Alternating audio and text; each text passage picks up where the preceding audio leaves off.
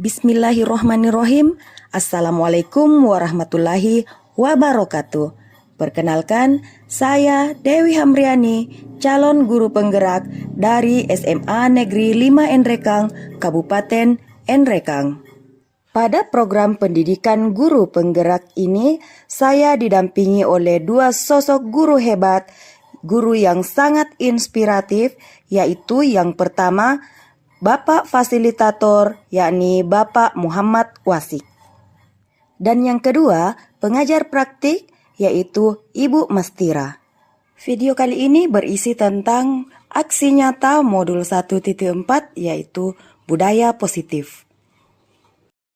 Oleh salah satu calon guru penggerak untuk mengikuti diseminasi yang akan disampaikan oleh Ibu Dewi yang merupakan salah satu calon guru penggerak. Beliau akan menyampaikan diseminasi pada pagi hari ini.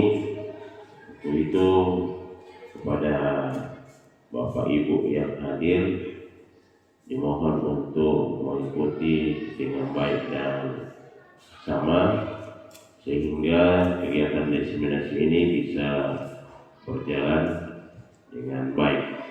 Jadi saya sebagai moderator mempersilahkan kepada Ibu untuk menyampaikan materi diseminasi. Saya keluar dulu mungkin, cari zona nyaman. Jadi terima kasih kepada Bapak Ibu semua yang menyempatkan diri untuk hadir di ruangan ini guna mengikuti diseminasi yang merupakan rangkaian kegiatan dari tugas kami sebagai calon guru penggerak. Dan saya meminta maaf yang sebesar-besarnya kepada Bapak Ibu telah mengganggu waktu dari Bapak Ibu, dan saya mengucapkan banyak terima kasih untuk hal ini. Pada kesempatan kali ini kami mendapat tugas untuk melakukan diseminasi atau diseminasi tentang budaya positif atau penyebarluasan dari apa yang sudah kami dapatkan di program guru penggerak.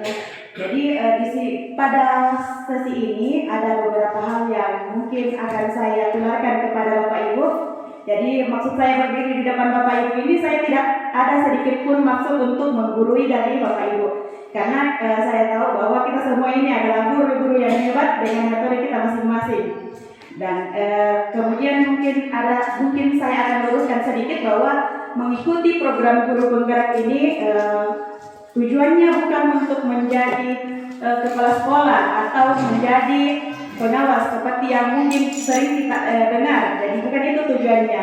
Jadi tujuan utama dari mengikuti program guru penggerak ini adalah bagaimana kita bisa meningkatkan kualitas diri kita sehingga proses pembelajaran yang kita sajikan kepada murid-murid kita itu bisa lebih efektif, lebih meningkat, dan kualitas pembelajaran kita menjadi lebih baik. Ya. Baik, terima kasih. Untuk kesempatan kali ini yang akan saya diseminasikan yaitu konsep budaya positif.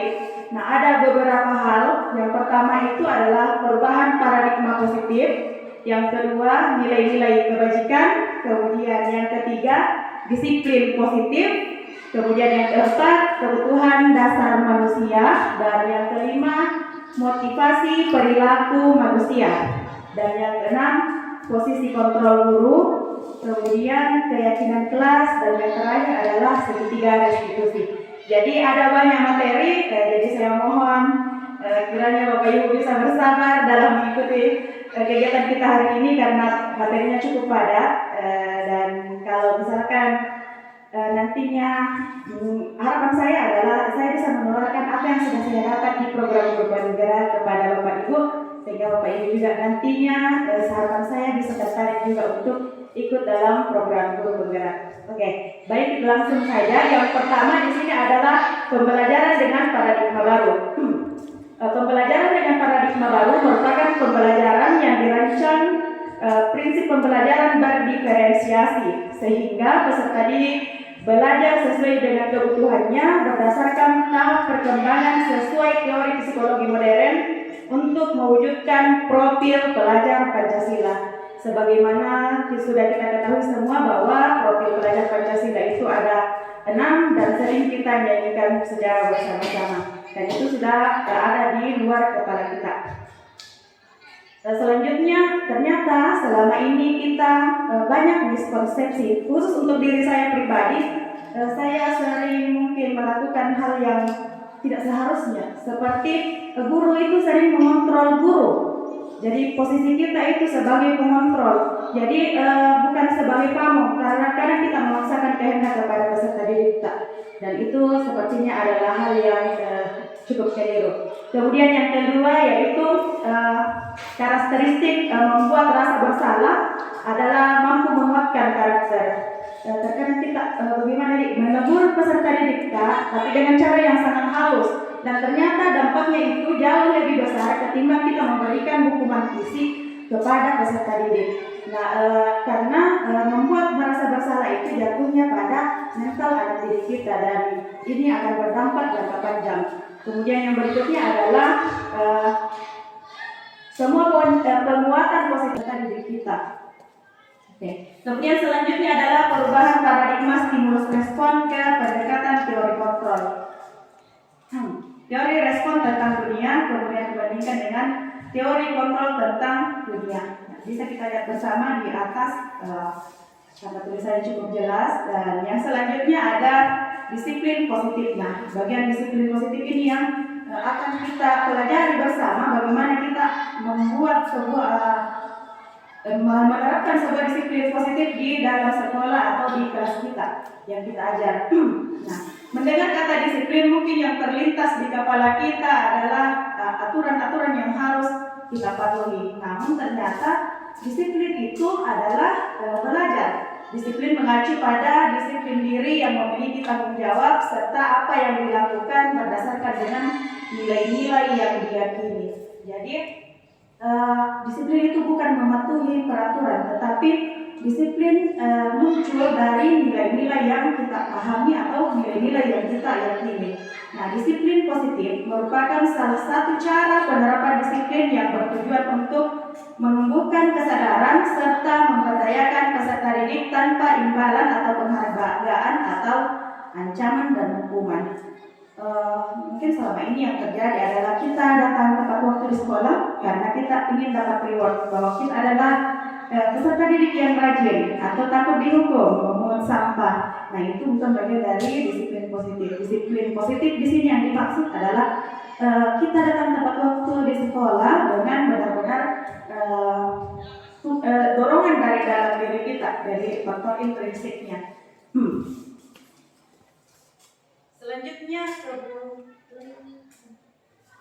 Selanjutnya kebutuhan dasar manusia.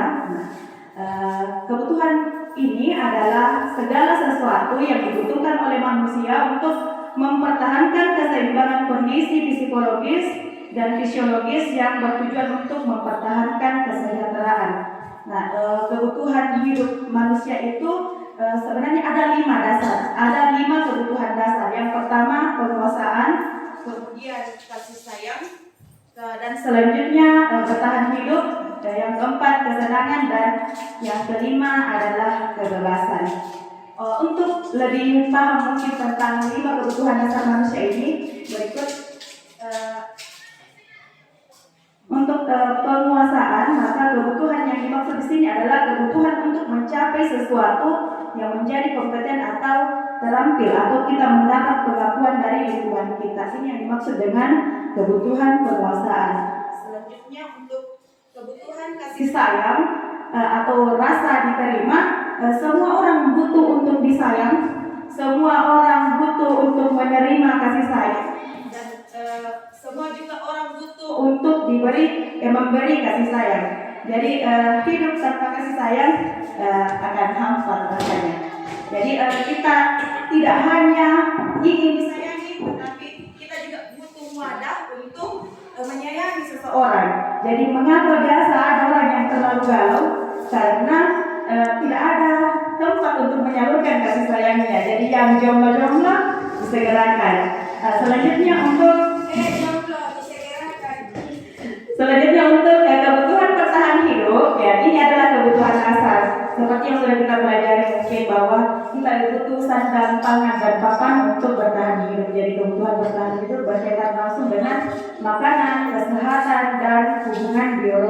Ternyata hubungan biologi juga adalah kebutuhan dasar manusia, yaitu kebutuhan bertahan hidup. Karena tanpa hubungan biologi, maka kelangsungan hidup manusia atau makhluk lainnya pun akan terhenti sampai di situ. Kita butuh keturunan. Selanjutnya untuk kebutuhan kebebasan, ini berkaitan dengan kemandirian atau otonomi atau memiliki pilihan. Jadi kita membutuhkan kebebasan dalam hidup kita supaya kita baik-baik kalau tidak berinteraksi. Oke, selanjutnya di sini saya mungkin memunculkan sebuah kasus di mana kasusnya ini adalah guru wali kelas dari kelas 2A, guru SD ini. Di SD Pelindah Hati sedang bingung menghadapi ulah salah satu murid di kelasnya, yaitu Doni. Beberapa anak dari kelas 2A telah datang padanya dan mengeluhkan Doni yang seringkali meminta bekal makanan makan siang kepada mereka dengan paksa. Jadi si Doni ini ternyata dia tidak membawa bekal dari rumahnya. Dan untuk memenuhi kebutuhannya, maka Doni meminta paksa bekal dari teman-temannya. Nah, menurut Bapak Ibu, kira-kira dari tindakan si Doni ini, kebutuhan apa yang berusaha Doni penuhi? Bapak mungkin bisa dijawab. Kebutuhan bertahan hidup dengan meminta bekal makanan pada temannya. Oke, terima kasih Pak. Jadi benar sekali dari jawaban dari Bapak bahwa si Doni ini berusaha untuk memenuhi kebutuhan hidupnya, yaitu untuk bertahan hidup dengan meminta makanan kepada teman-temannya. Ada lagi yang lain? Iya, oke, Ibu Rasdiana silahkan.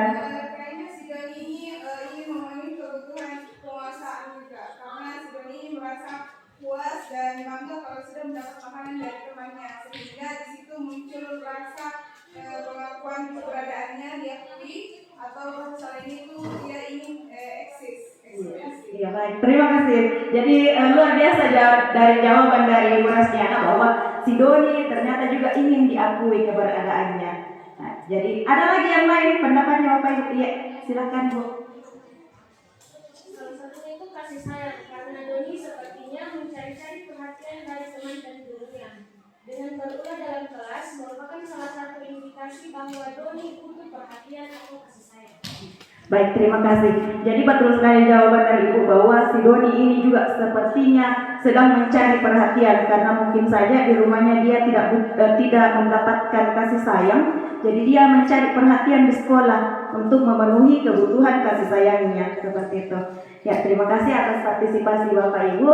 Kita lanjut di materi berikutnya, yaitu tentang motivasi perilaku manusia. Ya, ternyata kita melakukan sesuatu itu ada motivasinya, ada intrinsik dan ekstrinsik. Motivasi intrinsik yang berasal dari diri kita dan ekstrinsik yang berasal dari luar diri kita. Nah, yang pertama itu adalah untuk menghindari ketidaknyamanan atau hukuman. Terkadang kita melakukan sesuatu bukan karena kesadaran diri kita, tapi kita melakukan itu hanya untuk menghindari hukuman. Kemudian yang kedua yaitu untuk mendapatkan imbalan atau penghargaan dari orang lain. Nah, ini juga mungkin sebuah motivasi, tapi mungkin motivasinya itu motivasi yang kurang baik, bahwa kita melakukan sesuatu karena kita hanya ingin mendapatkan penghargaan. Nah, selanjutnya adalah untuk menjadi orang yang mereka inginkan dan menghargai diri sendiri dengan nilai-nilai yang mereka percaya. Nah, yang ini yang kita harapkan yang terjadi pada diri kita, bahwa kita melakukan sesuatu karena merupakan kesadaran diri kita bahwa yang kita lakukan ini sesuai dengan nilai-nilai yang kita yakini atau nilai-nilai kebajikan. Selanjutnya untuk berikutnya adalah konsep disiplin positif. Ya. Konsep disiplin positif ini kita bagi dua. Yang pertama yaitu identitas gagal. Kenapa dikatakan identitas gagal? Karena ternyata hukuman itu menyakitkan, sakit kalau dihukum. Baik itu secara verbal akan menyakiti hati kita, kalau secara fisik maka tentunya akan menyakiti fisik kita. Dan selanjutnya membuat kita merasa tidak nyaman. Kemudian kalau itu terjadi pada murid kita, maka murid kita itu akan merasa takut, merasa dipaksa. Kemudian murid akan menyembunyikan kesalahannya karena dia takut kepada gurunya. Kemudian murid juga akan menjadi rendah diri. Selanjutnya untuk disiplin yang lain yang identitas gagal ini adalah tentang penghargaan. Yang tadi yang melakukan sesuatu ketika hanya mengharapkan penghargaan dari orang lain. Ternyata ini kenapa dikategorikan sebagai identitas gagal? Karena penghargaan ternyata ini tidak efektif. Kemudian akan merusak hubungan atau sifat iri. Ketika ini terjadi pada peserta didik kita, ada satu yang dikasih reward, ada yang tidak, maka yang lain pasti akan muncul rasa cemburu atau iri. Dan selanjutnya mematikan kreativitas, kemudian menghukum dengan sistem ranking. Nah, ini mungkin yang sudah hilang sekarang, sudah tidak ada di kurikulum Merdeka, sudah tidak ada lagi sistem perankingan. Dan selanjutnya merampas hak anak menghargai dirinya. Selanjutnya konsep disiplin pada identitas sukses. Nah, ini yang kita harapkan akan terjadi pada lingkungan sekolah kita. Di mana yang pertama itu adalah konsekuensi. Kenapa dikatakan sebagai identitas sukses? Karena ternyata konsekuensi itu merupakan penguatan jangka pendek. Meskipun jangka pendek, tapi setidaknya dia punya kesadaran dirinya sendiri. Kemudian perlu monitoring berkelanjutan, stimulus, kemudian murid menghargai peraturan dan dengan waktu untuk merenungi kesalahannya. Dan yang kedua yaitu restitusi. Ini yang sangat kita harapkan yang terjadi pada lingkungan kita, di mana pada restitusi ini murid bertanggung jawab untuk perilakunya. Murid disadarkan bahwa apa yang dia lakukan itu sudah benarkah atau salah menurut dia dan keyakinan yang kita bangun di sekolah tak. Kemudian yang kedua yaitu fokus pada pemecahan masalah jangka panjang. Nah, ini akan berdampak jangka panjang. Mungkin di awal mungkin kita akan kesusahan, tapi dampaknya ketika sudah berhasil akan dirasakan dalam jangka panjang. Selanjutnya murid menghormati dirinya dan orang lain. Nah, teori kontrol diri untuk mengontrol dirinya dan murid bersemangat memperbaiki kesalahannya. Ini untuk restitusi. Selanjutnya konsep disiplin pendekatan restitusi.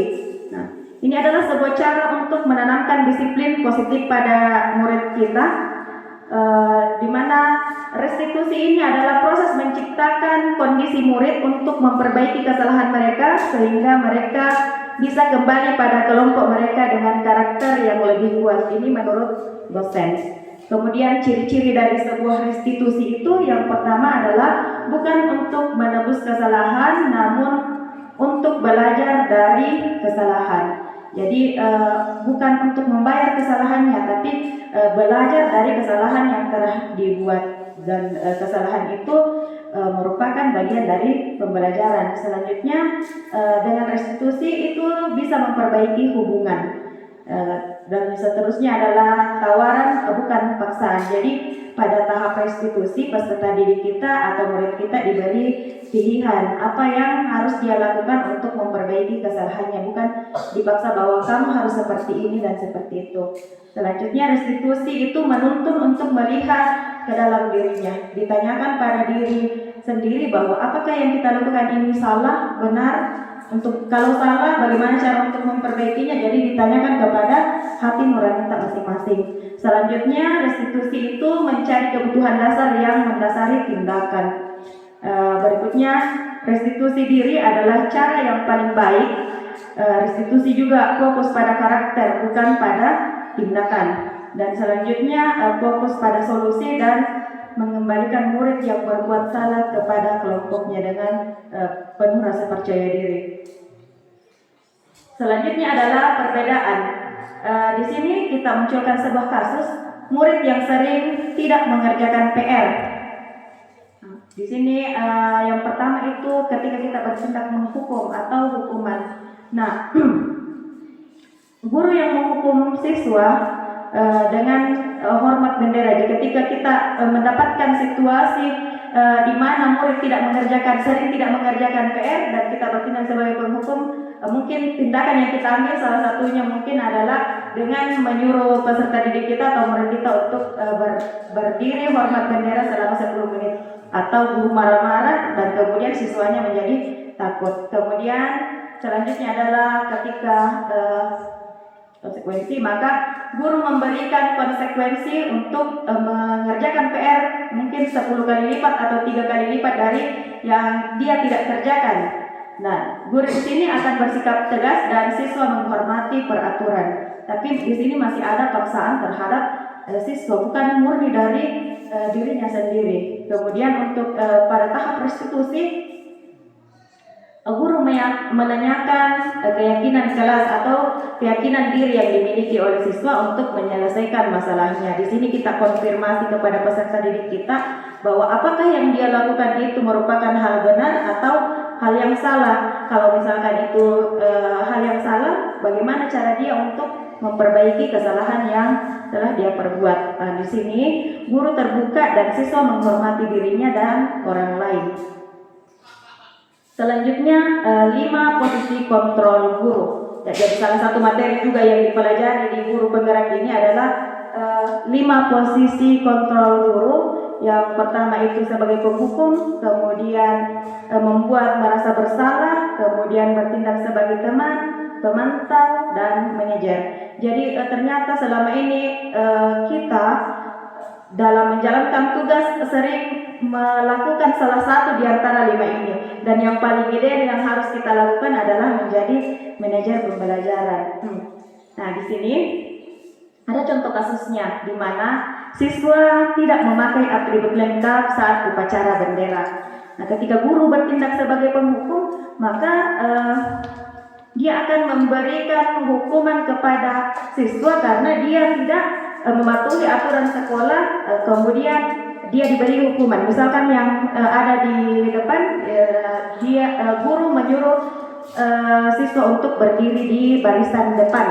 Kalau kita menghukum, jadi ada hukuman yang kita berikan kepada peserta didik. Sementara untuk ketika kita memposisikan diri sebagai pemantau, kita akan mungkin mengatakan kepada peserta didik kita bahwa kamu sudah melanggar apa peraturan dan konsekuensinya. Jadi di sini mungkin agak lebih baik dibandingkan ketika kita memposisikan diri sebagai penghukum, di mana kita mengkonfirmasi kepada peserta didik kita apakah dia menyadari kesalahannya atau tidak. Kalau dia menyadari berarti dia sebenarnya sudah tahu peraturannya, tapi dia kurang mau melakukan peraturan yang dia sudah yakini sebenarnya. Kemudian memposisikan diri kita sebagai seorang teman.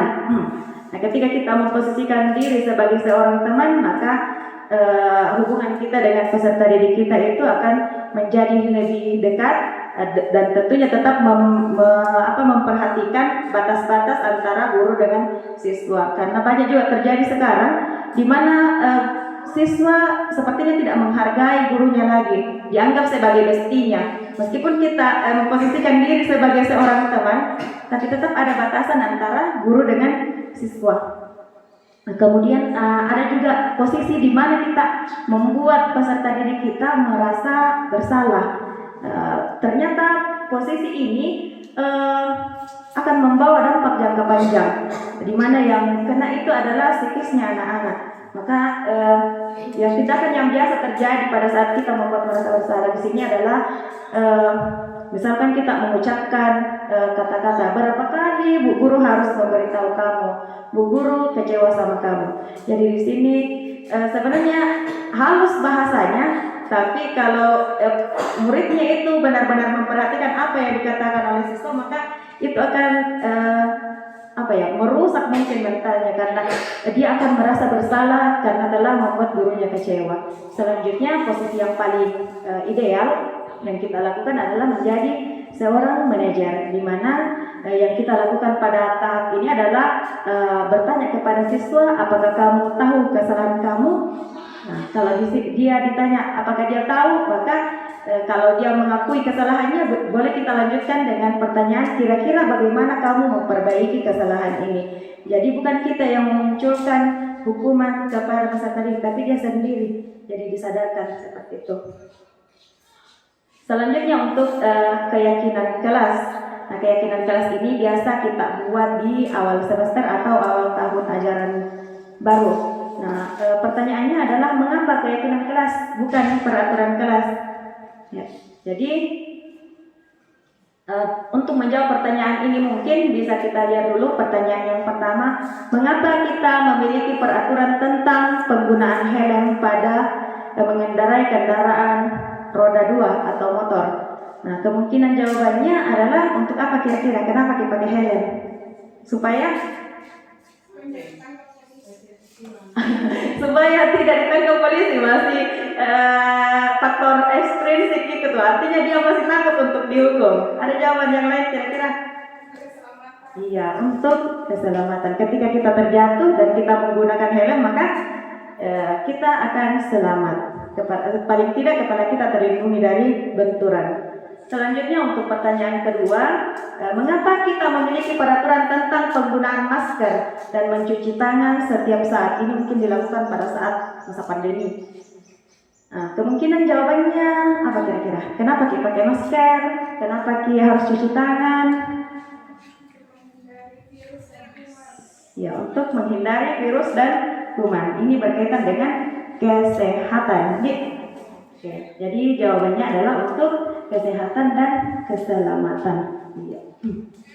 Baik, untuk keyakinan kelas, nilai-nilai keselamatan atau kesehatan ini yang akan kita sebut sebagai suatu keyakinan, yaitu nilai-nilai kebajikan universal yang disepakati secara tersirat dan tersurat, terlepas dari latar belakang suku, negara, bahasa maupun agama. Jadi yang seperti tadi kayak pakai helm, cuci tangan, itu kan semua diyakini dimanapun bahwa itu untuk keselamatan dan kesehatan kita, meskipun itu tidak dibuat secara tertulis. Kemudian nilai-nilai kebajikan ini yang menekankan pada keyakinan seseorang akan lebih memotivasi seseorang dari dalam seseorang akan lebih tergerak dan bersemangat untuk menjalankan keyakinannya daripada hanya sekedar mengikuti rangkaian peraturan tertulis tanpa makna. Makanya tadi kita buat keyakinan kelas bukan peraturan kelas, karena keyakinan itu muncul dari dalam diri kita, bukan sekedar aturan saja yang membosankan dan bukan keinginan kita. Tapi kalau keyakinan kita muncul dari diri kita sendiri dan untuk mematuhinya juga itu akan semakin lebih mudah. Oke. Kemudian untuk pembentukan keyakinan kelas itu bersifat abstrak berupa pernyataan universal dibuat dalam pernyataan positif. Jadi biasanya ini di pernyataan positif di dalam suatu kalimat dihilangkan kata tidaknya. Kita ubah redaksi kalimatnya, misalkan tidak boleh ribut dalam kelas, kita ganti dengan bersikap tenang di dalam kelas. Jadi dihilangkan kata tidaknya. Ini adalah mungkin sebuah ilmu parenting di zaman sekarang, bahwa kata tidak itu tidak boleh dipakai. Tapi kalau kita kaitkan dengan agama lagi, kata tidak itu harus dipakai, karena ada beberapa hal yang harus memang ditegaskan bahwa ini yang boleh, ini yang tidak. Jadi untuk pernyataan kalimat positif ini dikondisikan mungkin situasinya. Kemudian yang berikutnya adalah sedikit saja agar mudah diingat. Jadi keyakinan kelas itu tidak dianjurkan untuk terlalu banyak poin-poinnya, cukup sedikit tetapi mengakomodir semua hal-hal yang kita butuhkan di dalam kelas atau di dalam sekolah. Kemudian disesuaikan dengan kondisi kelas atau sekolah sehingga mudah diterapkan. Dan yang selanjutnya, semua warga sekolah atau kelas dilibatkan dalam membuat keyakinan kelas. Ya. Dalam membuat keyakinan kelas ini ada beberapa prosedurnya. Yang pertama itu adalah mempersilahkan warga sekolah atau murid di sekolah atau di kelas untuk curah pendapat tentang peraturan yang perlu disepakati di dalam sekolah atau di kelas. Jadi kesepakatan sekolah atau kesepakatan kelasnya ini bukan berasal dari satu pihak saja, tapi semua warga berhak memberikan pendapatnya apa yang baik untuk kita jadikan sebagai peraturan di sekolah itu atau kesepakatan. Kemudian yang kedua yaitu mencatat semua masukan-masukan para murid atau warga sekolah di papan tulis atau di kertas besar, di mana semua anggota kelas atau warga sekolah bisa melihat hasil curah pendapat. Jadi dipajang. Kemudian yang ketiga yaitu menyusun keyakinan kelas sesuai prosedur pembentukan keyakinan sekolah atau kelas, kemudian mengganti kalimat-kalimat dalam bentuk negatif dan menjadi kalimat positif seperti syaratnya tadi bahwa keyakinan kelas itu adalah sebuah kalimat positif. Nah, misalkan tadi nih contohnya jangan berlari di kelas atau koridor, diganti dengan berjalanlah di kelas atau di koridor. Jadi dihilangkan kata tidaknya, diganti dengan kalimat yang lebih positif. Selanjutnya langkah yang ketiga yaitu meninjau kembali daftar curah pendapat yang sudah dicatat dan selanjutnya mengajak warga sekolah atau murid untuk menemukan nilai kebajikan atau keyakinan yang dituju dari peraturan tersebut. Misalkan berjalan di kelas, mendengarkan guru, datanglah tepat waktu, berada di bawah satu payung, yaitu keyakinan untuk saling menghormati atau nilai kebajikan hormat. Keyakinan ini yang dimaksud dengan dalam daftar untuk disepakati. Kemudian kegiatan ini juga merupakan pendalaman pemahaman bentuk peraturan keyakinan kelas atau sekolah. Selanjutnya yang berikutnya adalah meninjau ulang keyakinan sekolah atau kelas secara bersama-sama yang seharusnya setelah beberapa peraturan telah disatukan menjadi beberapa keyakinan, maka jumlah pernyataan keyakinan akan berkurang. Nah, keyakinan sekolah atau kelas tidak perlu terlalu banyak, cukup 3 atau sampai 7 saja, sehingga ini akan lebih mudah untuk diingat, kemudian untuk dijalankan atau untuk dipatuhi. Dan selanjutnya adalah yang keenam, setelah keyakinan kelas atau sekolah sudah dibuat, maka semua warga kelas dipersilakan meninjau ulang dan menyetujui dengan menandatangani keyakinan kelas tersebut, termasuk guru dan warga sekolah lainnya. Jadi setelah peraturannya selesai kita buat kayak MOU, ditandatangani semua, karena kita semua terlibat langsung dalam proses pembentukan keyakinan sekolah atau keyakinan kelas. Nah, selanjutnya keyakinan sekolah atau kelas bisa kita pasang di dinding kelas atau tempat-tempat yang strategis di mana keyakinan kelas ini mudah untuk diakses atau dilihat oleh semua warga sekolah atau warga kelas. Kemudian untuk materi terakhir, karena sepertinya sudah terlalu lama saya bicara dan sepertinya sudah mulai mengantuk, ini adalah materi terakhirnya, adalah materi tentang segitiga restitusi. Nah, segitiga restitusi ini adalah suatu proses dialog yang dijalankan oleh guru agar dapat menghasilkan murid yang mandiri dan bertanggung jawab. Dalam menjalankan proses segitiga restitusi ini ada 3 langkah. Yang pertama itu adalah menstabilkan identitas. Pada tahapan ini biasanya kita membuat sebuah pernyataan atau kalimat-kalimat positif kepada peserta didik kita. Misal, berbuat salah itu tidak apa-apa, namun kita harus belajar dari kesalahan yang sudah kita perbuat. Jadi menumbuhkan kepercayaan diri murid kita bahwa kesalahan yang dia buat itu sebenarnya salah, tapi harus dikondisikan bahwa itu masih bisa diperbaiki dengan memperbaiki kesalahan yang telah dia perbuat. Kemudian biasa juga muncul kalimat tidak ada manusia yang sempurna, karena memang dasarnya manusia itu tempatnya salah. Dan yang berikutnya adalah saya ingin mencari solusi tentang permasalahan ini. Jadi di tahap ini kita mendiskusikan juga dengan peserta didik kita untuk memperbaiki kesalahannya. Kemudian dia yang salah, kemudian dia sendiri yang akan memberikan solusi dari kesalahan yang dia perbuat. Selanjutnya tahap kedua yaitu tahap validasi tindakan yang salah. Pada tahap ini biasanya yang kalimat yang muncul itu adalah kamu pasti punya alasan mengapa kamu lakukan hal tersebut. Jadi kita mencari tahu, mendalami mengapa peserta didik tak melakukan sebuah kesalahan kalau dia melakukan sebuah kesalahan. Dan tahap yang ketiga yaitu menanyakan keyakinan. Di sini kita mengkonfirmasi keyakinan kelas atau keyakinan dirinya, keyakinan yang bagaimana yang dia percaya, keyakinan apa yang belum dia tunjukkan, dan tindakan apa yang mencerminkan keyakinan yang ada di kelas yang sudah dibuat sebelumnya.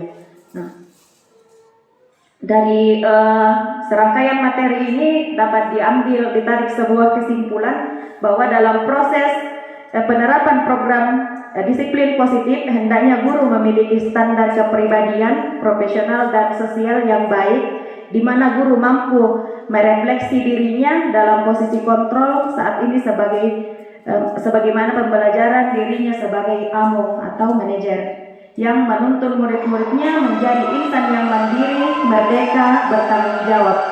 Nah, mungkin demikian apa yang bisa saya bawakan untuk kesempatan kali ini. Sekali lagi saya sampaikan bahwa saya tidak ada maksud sedikit pun untuk mendikte atau mengajari Bapak Ibu. Saya hanya ingin berbagi apa yang telah kami dapatkan di program Guru Penggerak. Namun sebelum mengakhiri ini, saya ingin mengajak Bapak Ibu untuk menonton sebuah potongan video, dan saya berharap bahwa potongan video ini bisa memberikan dampak positif bagi diri kita masing-masing. Kemarin saya dapat videonya, dan videonya menurut saya itu sangat menarik.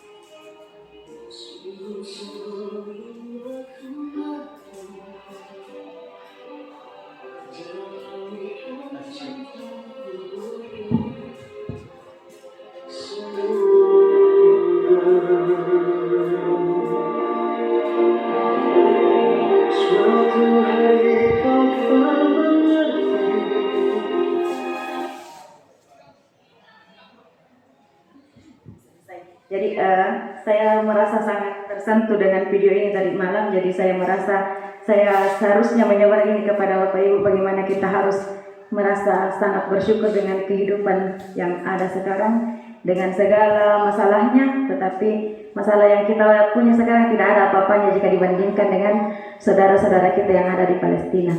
Terima kasih kepada Bapak Ibu semua atas waktunya. Saya minta maaf sekali lagi telah mengganggu waktu dari Bapak Ibu. Terima kasih banyak. Sekian dari saya. Assalamualaikum warahmatullahi wabarakatuh. Hadirin peserta diseminasi budaya positif dari salah satu calon guru penggerak dari SMA Negeri 5 Rekan, Ibu Dewi. Demikian tadi pemaparan beliau yang sangat-sangat saya kira bermanfaat sekali bagi kita semua, dan mudah-mudahan apa yang disampaikan oleh Ibu memberikan inspirasi bagi kita semua di dalam mengembangkan kegiatan pembelajaran kita di kelas. Dan kami ucapkan banyak terima kasih. Untuk itu kami hadirin untuk memberikan aplaus kepada Ibu Dewi. Demikian, dan kami ucapkan banyak terima kasih atas kehadiran Bapak Ibu di dalam diseminasi ini, dan mari kita bersama-sama menutup kegiatan diseminasi ini dengan sama-sama membaca Alhamdulillahirabbil alamin, wabillahi taufiq wal hidayah. Assalamualaikum warahmatullahi wabarakatuh.